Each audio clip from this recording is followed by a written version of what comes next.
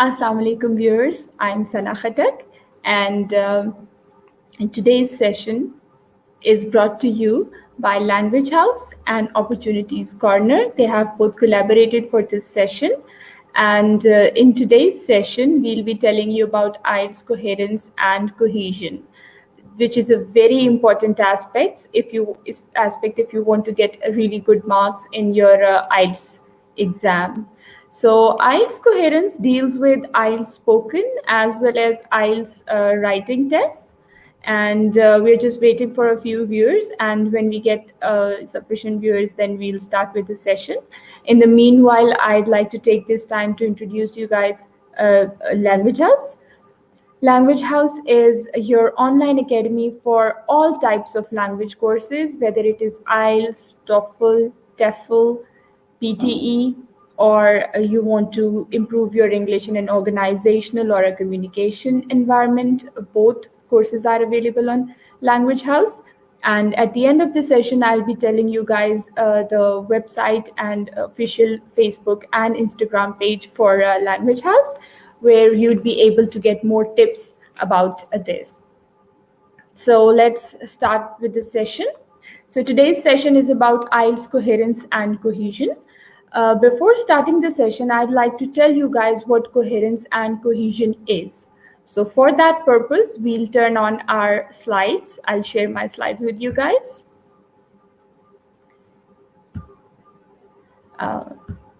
So today's session is about IELTS coherence and cohesion, as I've just told you guys.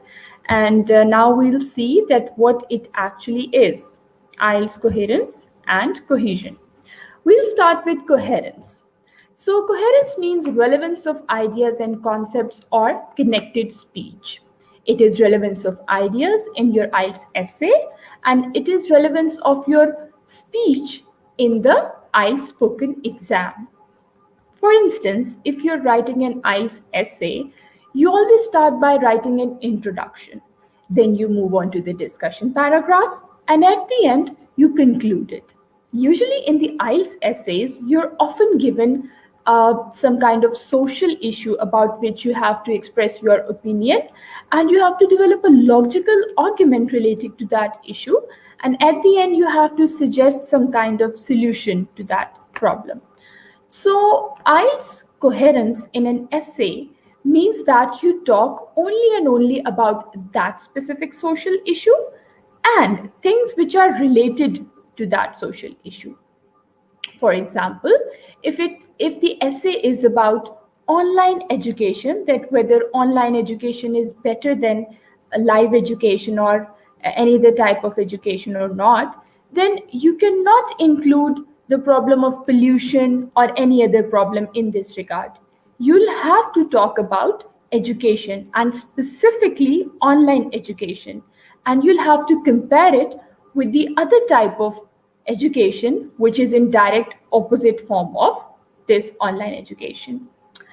So in other words, you can say that by adding coherence, you organize the information in your essay. A specific type of information can be presented in either one part of your essay. It can be either in the introduction, or it can be in the discussion, or it can be at the end of the essay in the conclusion. But you cannot keep on repeating the same information throughout your essay. And all the information that you represent in your essay should be connected to a specific topic. So let's move on to the next slide and know more about how we can introduce coherence in our essay. So coherence means putting ideas into paragraphs. Now, why do you need to put your ideas into paragraphs? That's because first you introduce the problem in the introduction paragraph. Usually you write a hook sentence in an IELTS essay, then you paraphrase or superphrase the question statement, and immediately after that, you have to represent your opinion in the introduction paragraph. This is coherence, specially designed for IELTS introduction paragraph, and you have to write your essay in this specific format so that your essay seems relevant to one issue. Then you move on to the discussion paragraphs. Remember, discussion paragraphs are also connected and also exhibit the quality of coherence. Because as I mentioned, whichever issue is given to you to write about, you cannot move away from that issue. You have to write only and only about that issue. So after you have written your introduction, you'll move on to the discussion paragraphs. Um, Discussion paragraphs are also written in relevance to each other. For example, in paragraph 1, if you're taking side of the online education, then in paragraph 2, you cannot deny the opinion presented in the paragraph 1 and just move on with that. You have to continue your opinion. However, you can mention that the other types of education also have some advantages. But at the end of the discussion paragraph 2, you'll have to come back to the same paragraph or same opinion from where you started. In the end or the conclusion, you have to present that why you believe in the specific sense that you do. In other words, why you have the opinion that you have. This is what you write in the conclusion of an IELTS essay. And if you follow this pattern, it means you have written a coherent essay in an IELTS exam. And coherence is the fourth criteria on which your IELTS essay writing is judged. So it is important to write coherent essays. I repeat, writing a coherent essay means that you cannot add extra details which are not related to the topic you're following. You have to just write about and discuss the issue that is mentioned in the question. This is called coherence. And why do we need coherence? Coherence in your text or speech is easy to understand and remember, right? If you use coherence in your spoken or your written language, then your text or your speech, it becomes easier to understand and remember for the audience because it is connected. It has a logical beginning, middle, and end. It's just like a story. That's why people find it really easy to remember coherent texts. Now let's move on to our next slide. So as I was telling you, that just writing an introduction, two discussion paragraphs, and a conclusion does not make your essay completely coherent. You have to follow some other rules in order to write coherent essays. One such rule is having one central idea in each paragraph.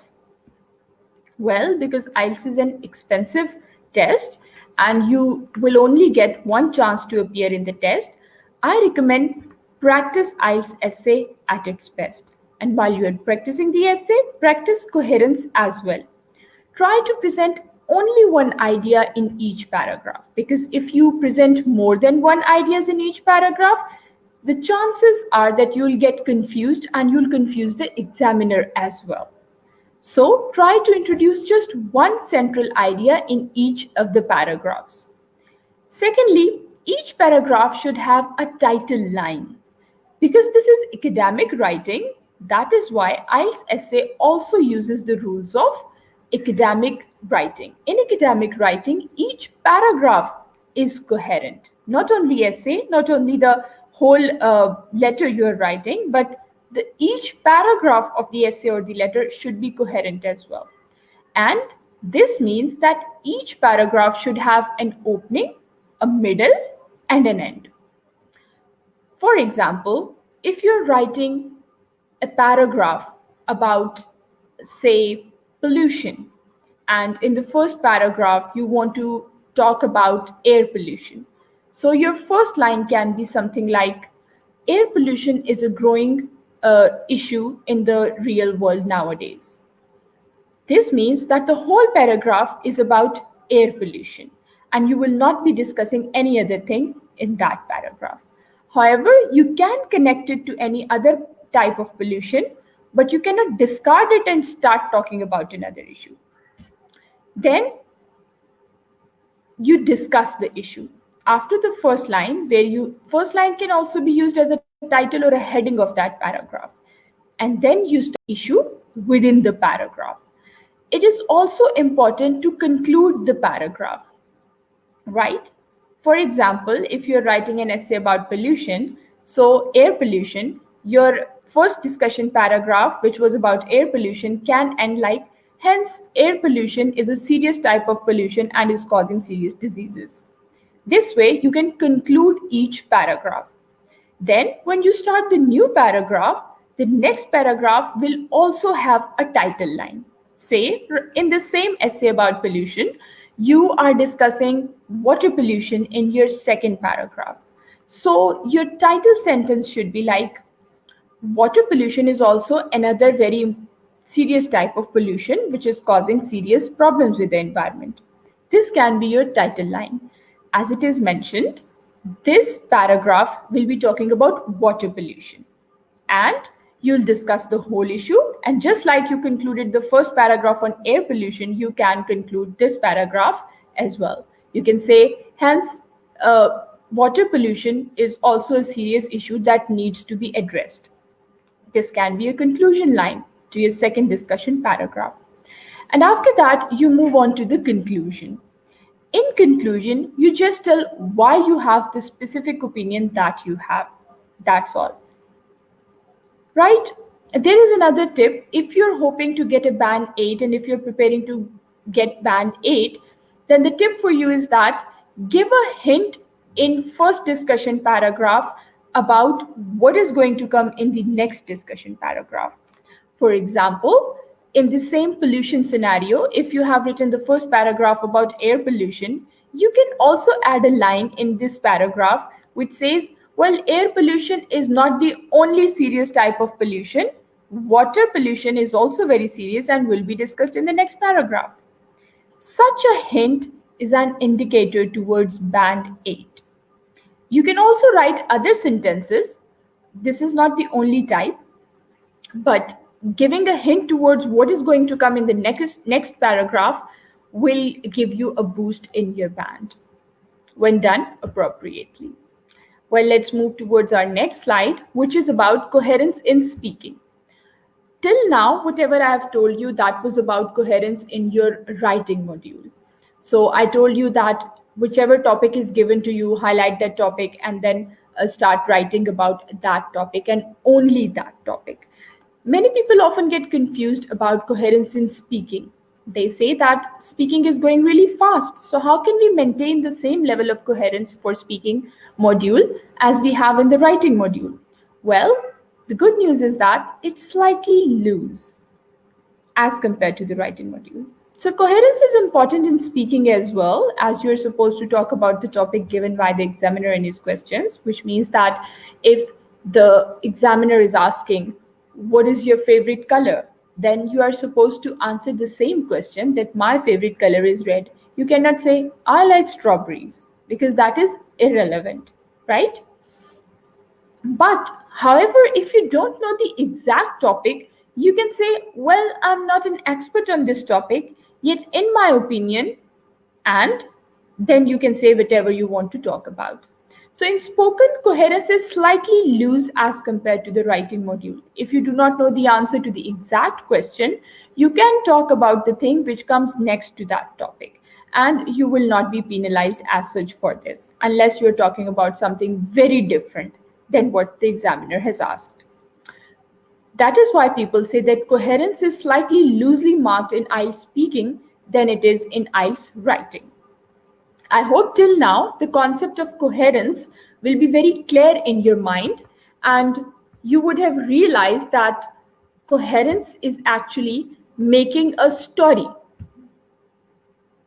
Coherence means that you have a story to tell, right? Not exactly a story like cow and fox or anything like that, but just imagine that, for example, this Eid you ordered a dress, and that dress was destroyed by the tailor, and you go and tell your story to your friend. So the story will have an opening, a middle, and an end. And if you do not follow this specific you can say this specific method of introducing and then discussing and then coming to the conclusion, then nobody would be able to understand your story. For example, if you tell this story like, my tailor destroyed my dress, then I went to the tailor, and I'm unhappy, right? So nobody is going to understand that what the actual problem is. So you have to present it like, I gave a dress to my tailor, the tailor spoiled the dress, I'm unhappy. Then the next person is going to understand your problem, your issue, what you're suffering through, what you're going through, and what's your problem. Well, in writing essays, you have to develop coherence. For that, you are helped by cohesion. Cohesion is very similar in function to coherence, but it is more grammatical in nature. Let's see the slides related to coherence.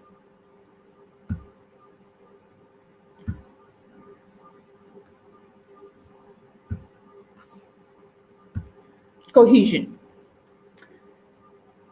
So cohesion is more of a grammatical term, and it helps in making your text or speech a connected single unit.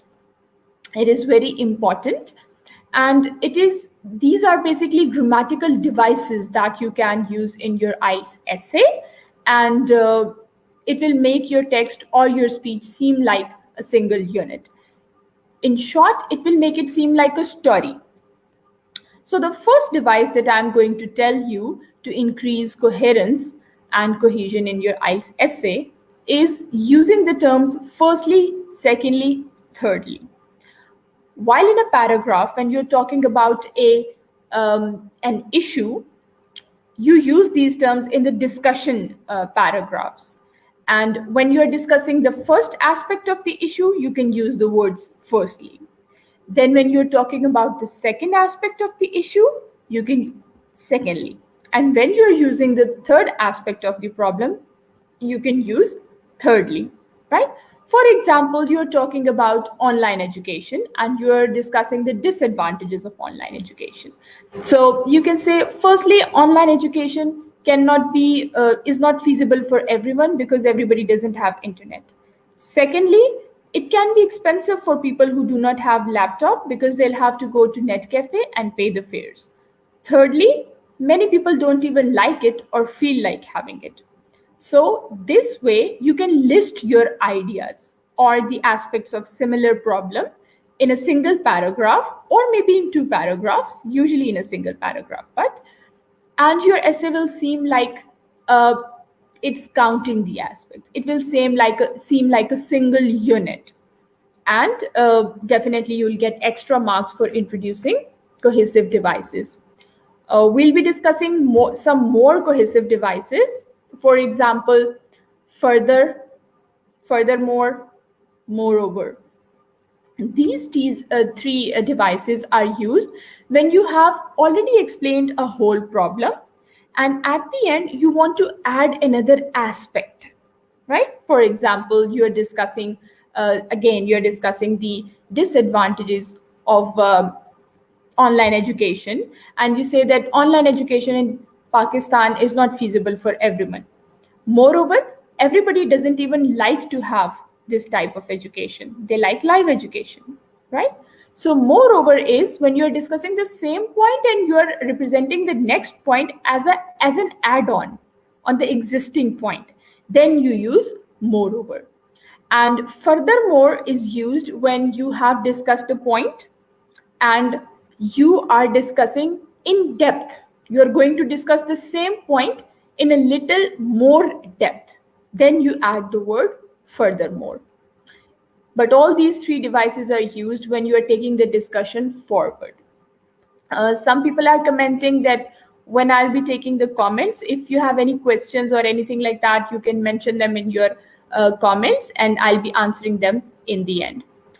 There are two other devices, thus and hence, which can be used as cohesive devices in your essay, and usually they are used at the end of the essay in the conclusion paragraph. You can simply say, thus it is quite obvious by the above discussion that people do not like to have online education, and hence it is quite obvious that people would not like to have online education. These two devices can be used as conclusory devices. There is a very good phrase that I'm going to introduce next, which is in the culmination of the above discussion, which means concluding the essay. This is also a cohesive device because of the words above discussion, which means that this conclusion is connected to the upper two paragraphs. So what we have, the conclusion that we have received from this lesson is that in IELTS coherence, it means that tell your essay like a story. It should have an opening, a middle discussion, and a conclusion. Then your essay will be counted as a coherent essay. And in order to create coherence, you can take help from cohesive devices. Cohesive devices are grammatical terms which indicate which part of the essay you are in. And as I've explained them, that there are different cohesive devices which can be used in the discussion paragraphs, and there are some other cohesive devices which can be used in the conclusion. So these cohesive devices indicate which part of the essay you are on, and also they make your essay seem like a single unit. And so now let's see which comments do we have related to coherence or cohesion.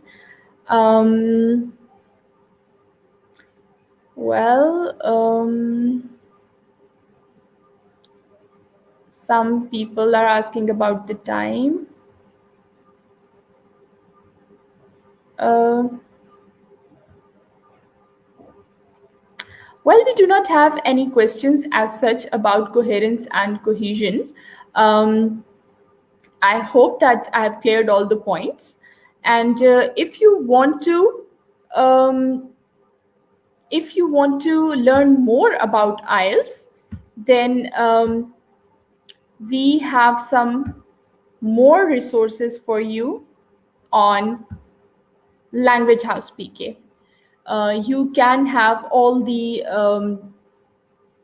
different sources about vocabulary, and you can also see different other tips and tricks related to IELTS essay. Also, there are many tips and tricks related to IELTS coherence as well. I confess that IELTS coherence and cohesion are a difficult skill to develop because at none of the stages of our Pakistani education system do we learn to create coherence or cohesion in speech or even in writing tests. So students find it most difficult. And many of the students who come to me, they master all the other grammar and other skills, but they fail to create coherence and cohesion because they've never learned it before. So if you are appearing for IELTS exam, I cannot stress more the importance of coherence and cohesion. And if you want to understand it in detail, if you have understood this lecture, then it's very good. But if you do not understand and you would like to know more about coherence and cohesion, because it is one of the factors on which your IELTS essay is judged, then you can message us on Language House PK. This is our page on Facebook and on Instagram as well. It also has a website, but website is under construction right now. So on Language House PK, whether you are joining it on Facebook or on Instagram, you'll find loads of tricks and tips on how to improve not only coherence and cohesion, but other aspects of an IELTS essay. So, and feel free to comment and message us on Language House PK if you do not understand still coherence and cohesion. I completely understand that it is slightly different. It is a slightly difficult aspect to understand. So thank you for being us this long. Thank you so much for staying this long with us, for understanding the session and everything. And if you have any comments or if you have any suggestions, please mention them in your comments. There is one thing. Yes, I'd like to take a few comments because some people are now asking questions. There is this one comment, how we link a coherent and coherence. Mustansir Uddin, coherent text means that your text has an opening, middle, and end, and it makes logical sense. And in order to create that sense, you use cohesive devices, right? Coherence and coherent means the same thing. Okay. And then we have another question.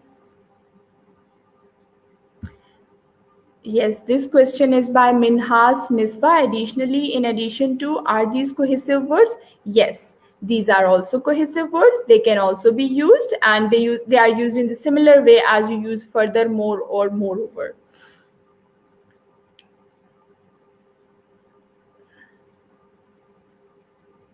And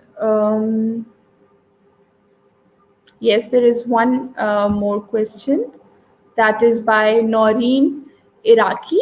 With the help of cohesive devices, you can write a coherent essay. Yes, Noreen, you're very right. With the help of cohesive devices, you can use, you can add, you can write coherent essays. Yes, you're very right. Okay, Ji, thank you so much for your time. Um, and thank you so much for listening to us. We'll be tomorrow online again, and our next session is about assessment criteria, that how people in IELTS exam mark your spoken or your written or listening or reading text. So in tomorrow's session, which will start again at 10 p.m., we'll be discussing the marking criteria of IELTS modules. So inshallah, we'll see you tomorrow. And till then, Allah Hafiz. If you have any comments or if you want to know something more, please leave comments, or you can message us directly at Language House PK. Till then, Shabba Khair, Allah Hafiz.